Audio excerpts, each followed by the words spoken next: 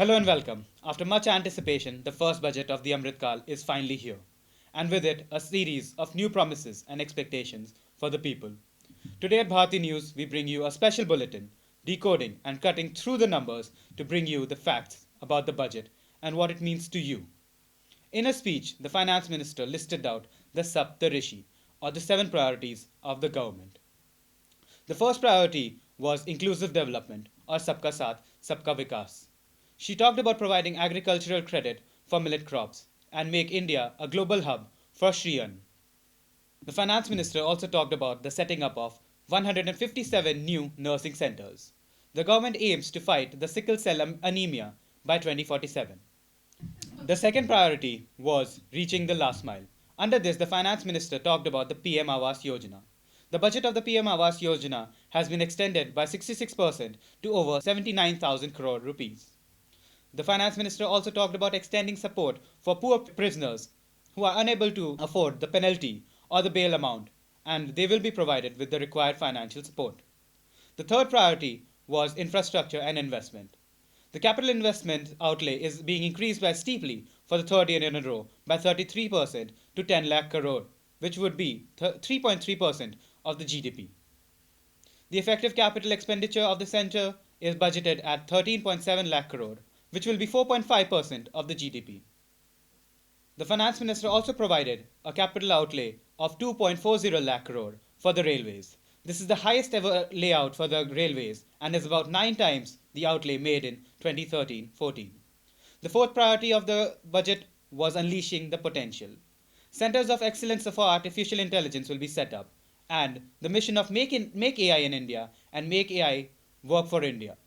3 centers of excellence for artificial intelligence will be set up in top educational institutions. There will also be multiple steps taken for the simplification of digitization. A one-step solution has been introduced for reconciliation and updating of identity and addresses of individuals using the DigiLocker and Aadhaar as fundament. The finance minister also talked about Vivad se Vishwas. Under this, the MSMEs will be provided support. In case the MSMEs were unable to execute contracts or failed their biddings, the government will provide funding of up to 95% through their government undertakings. The fifth priority of the Saptarishi was green growth. Under this, the government will incentivize environmentally sustainable and responsive action by companies, individuals, and local bodies. There is also talks of setting up a 13 gigawatt power plant in Ladakh. Other schemes like Mishti and Amrit Damodar have also been announced, which aim to improve and sustain the biodiversity in India. India also aims to have net zero carbon emission by 2070. One of the key highlights of the Saptarishi was the sixth priority, or the youth power. The PM Kaushal Vikas Yojana 4.0 has been launched. The government has also talked about setting up Youth Apprentice Promotion Scheme to provide stipend support to 47 lakh youth in over 3 years. Direct benefit transfer under a Pan-India National Apprenticeship Program has also been rolled out. The finance minister also talked about the tourism sector.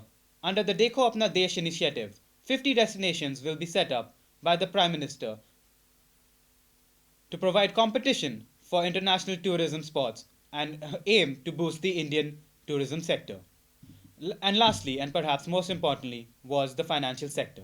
The government talked about setting up of central data processing centers, which will aim to provide companies with a faster time in form filling. Government also talked about the setting up of Mahila Bachat Patra. And to commemorate the Amritka Mahotsav, a one-time new small savings scheme, the Mahila Samman Savings Certificate will be made available for 2-year period up to March 2025. This will offer deposit facility of up to 2 lakh rupees in the name of women or girls for tenure of 2 years with an interest rate of 7.5%. There is also mention of credit guarantee for the MSME sector. The revamped scheme will take effect from 1st April 2023 and provide infusion of 9,000 crore in the corpus. This will provide additional collateral-free guaranteed credit of rupees 2 lakh crore. Further, the cost of the credit will be reduced by about 1%. Now we have reports coming in from our correspondents who will be covering key sectors and issues that matter the most to you in this budget. Taxes, the major concern for the middle class. Nirmala Sitharaman has made several historic proposals which will have huge impact on the middle class. The number of the tax slab have been reduced from 6 to 5. The scheme also raised the tax exemption limit to 3 lakhs rupees. Earlier, the tax slab structure was up to 2.5 lakhs to be exempted, which has now increased to 3 lakhs. In this new regime, the finance minister also suggests increasing the income tax rebate from 5 lakh to 7 lakh, which will benefit the taxpayers. Surcharge rate is levied upon individual whose income exceeds 50 lakhs. The proposal aimed to reduce this rate from 37% to 25%. This means that the maximum rate on individual earning more than 2 crore will come down to 39% from around 43%. The period of processing income tax return has also now have been reduced to 16 days.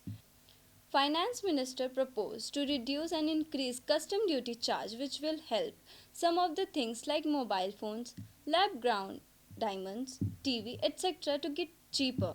On the other hand, some of the things like cigarette, kitchen electric chimneys, gold bars, etc. will become costlier. This budget will be acting as the stepping stone for the expansion and inclusions that the education sector in India is expecting to witness. Finance Minister Nirmala Sitharaman announced that the National Digital Library will now also be available for children and adolescents. To make it more inclusive, the platform would cover various languages, locations, and genres and would be accessible across various devices. Apart from the digital accessibility to resources, physical libraries would also be encouraged for the states to set up. Pointing out the importance of reading culture, the finance minister said that the resources like National Book Trust and Children's Book Trust will be encouraged to make non curricular titles available in English and regional languages in these libraries. This would also make up for the learning loss that happened during the pandemic. In addition to this, to expand the reach, NGOs working in literacy would also be included in this initiative.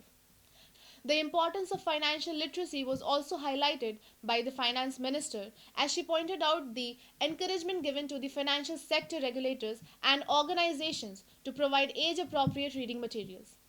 Under the PM Primitive Vulnerable Tribal Groups Development Mission, introduced by the minister, Eklavya Models residential schools, which are serving more than 3 lakh tribal students across the country, will be recruiting more than 38,000 teachers and support staffs for about 740 schools in the next 3 years.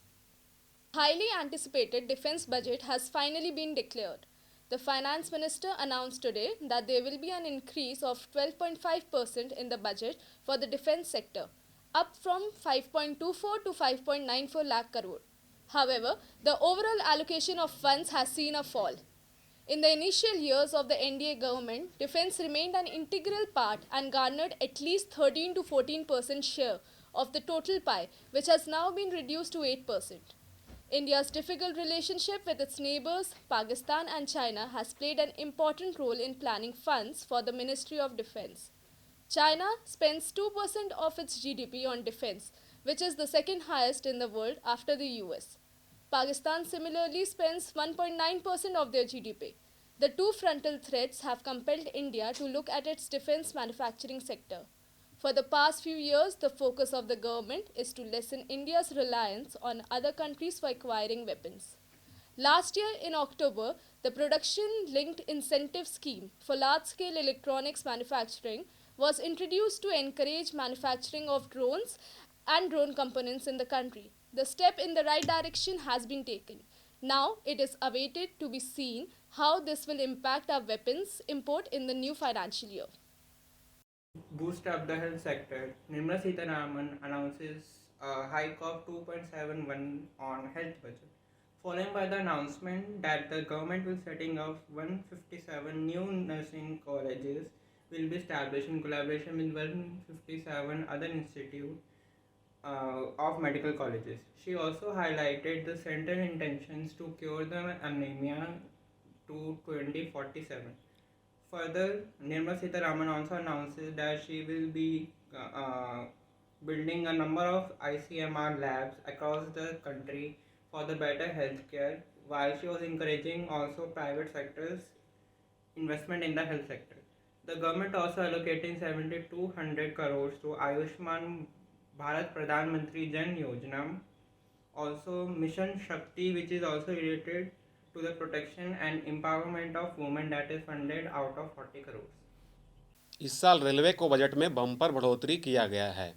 वित्त मंत्री निर्मला सीतारमन ने railway के लिए 2.4 लाख करोड़ रुपए दिए हैं।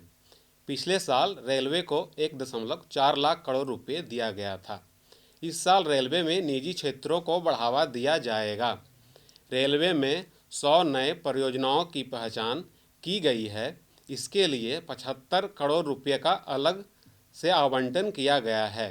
पिछले साल के वंदे भारत और बुलेट ट्रेन जैसी परियोजनाओं पर काम जारी रहेगी। हाइड्रोजन ट्रेन पर काम शुरू किया जाएगा। रेलवे में पटरियों को नए करने के लिए 17,000 करोड़ रुपए जारी किए गए हैं। रेलवे ने इस साल रेलवे सुरक्षा निधि कोष के लिए भी 45,000 करोड़ रुपए जारी किए हैं। भाड़ों को नहीं बढ़ाया गया है। कोरोना काल में रेलवे को काफ़ी हानि उठाना पड़ा था, इसलिए रेलवे ने पिछले साल टिकट में दिए जाने वाले छूट को बंद कर दिया गया था, परंतु इस साल भी उसे फिर से बहाल नहीं किया गया है। सीनियर सिटीजन को दिए जाने वाले छूट को फिर से नहीं बहाल किया गया है, इसलिए रेलवे को फिर से भाड़ों से बम्पर कमाई मिलने के आसार हैं। 2016 तक रेलवे को, जैसा कि आप जानते हैं, आम बजट से अलग पेश किया जाता था, परंतु 2017 में नीति आयोग की अनुशंसा पर इसे आम बजट के साथ ही पेश किया जाने लगा। So that was the budget 2023 decoded and unfolded for you, our viewers. The budget has been met with scathing criticism by the opposition, who claim it to be anti-poor as shown by the reduction of spending on the Manrega scheme, as well as the reduction in the tax rate of the highest tax slab, showing the pro-capitalist mindset of the government.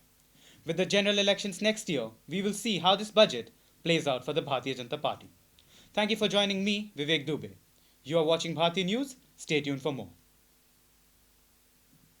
ठीक है, यहाँ से भागो, यहाँ से भागो, यहाँ से भागो।